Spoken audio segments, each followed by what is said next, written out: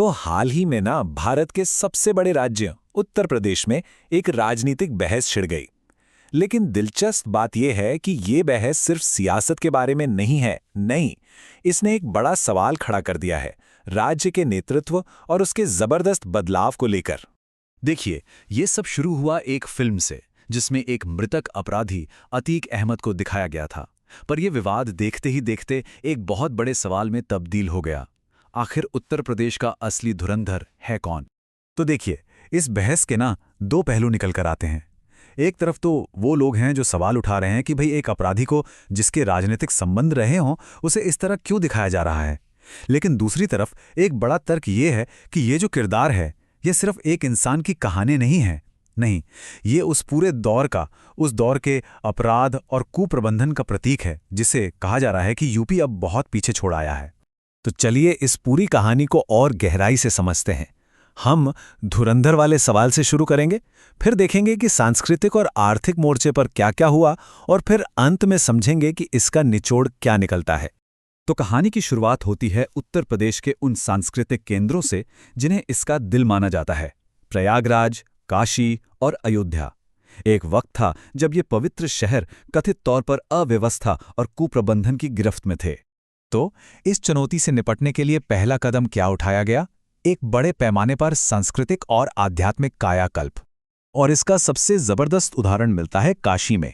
Kashi Vishwanath corridor को ही ले लीजिए। जरा सोचिए, जहां पहले संकरी तंग गलियां हुआ करती थीं, वहां आज एक इतना विशाल और भव्य प्रांगण है कि 1 लाख से ज्यादा लोग एक साथ दर्शन कर सकते हैं।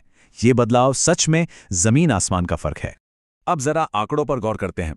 साल 2017 में काशी में आने वाले पर्यटकों की संख्या थी लगभग 77 लाख। और अब देखिए 2025 तक क्या हुआ।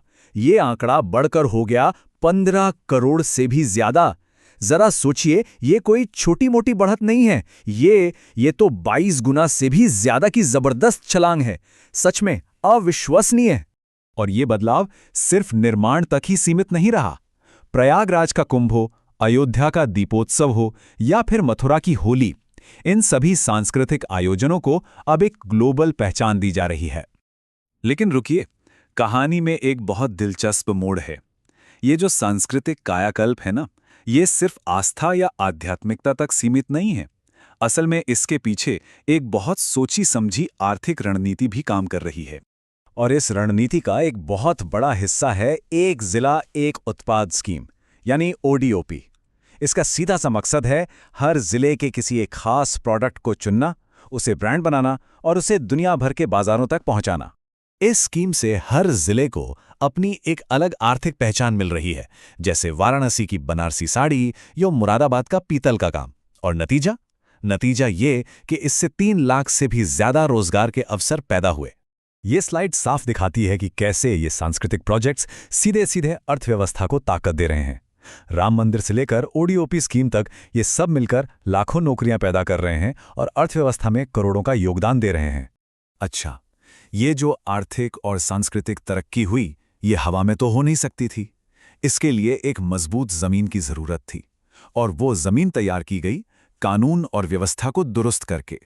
अपराध को लेकर एक बेहद सख्त रवैया अपनाया गया, और इस रवैये की गूंज इस एक बयान में साफ सुनाई देती है, इस माफिया को मिट्टी में मिला देंगे। और इस सख्ती का असर जमीन पर भी दिखा। कम से कम आंकड़े तो यही बताते हैं। डकैती, लूट, हत्या जैसे संगीन अपराधों में कथित तौर पर काफी बड़ी गिरावट दर्ज की गई।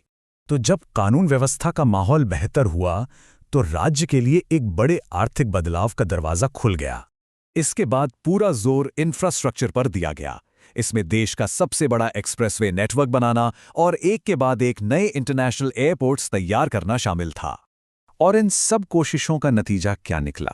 नतीजा ये हुआ कि 1 दशक से भी कम समय में उत्तर प्रदेश की अर्थव्यवस्था लगभग 3 गुना बढ़ गई। सोचिए, 12 लाख करोड़ से बढ़कर सीधे 36 लाख करोड़। विदेशी निवेश लाने के लिए भी काफी कोशिशें की गईं। एक उदाहरण देखिए, सिंगापुर की सिर्फ 1-2 दिवसीय यात्रा के दौरान 24,000 करोड़ से भी ज्यादा के निवेश समझौते साइन हुए। तो संस्कृति, सुरक्षा और अर्थव्यवस्था, इन सभी पहलुओं को जोड़ने के बाद अब हम वापस उसी सवाल पे आते हैं जहां से हमने ये पूरी बातचीत शुरू की थी। तो घूम फिर कर बात वहीं आ जाती है।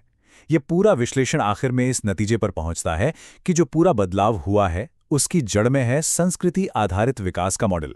और इसी मॉडल की वजह से इस विश्लेषण के मुताबिक योगी आदित्यनाथ यूपी के धुरंधर के तौर पर उभरे हैं। तो ये विश्लेषण हमें एक बड़े और अहम सवाल के साथ छोड़ जाता है। सवाल ये कि शासन का ये जो मॉडल है, जिसमें संस्कृति, सुरक्षा और अर्थशास्त्र को एक साथ पिरोया गया है, क्या ये भविष्य में दूसरी जगहों पर भी देखने को मिल सकता है? और अगर ऐसा होता है तो इसके दूरगामी परिणाम क्या होंगे?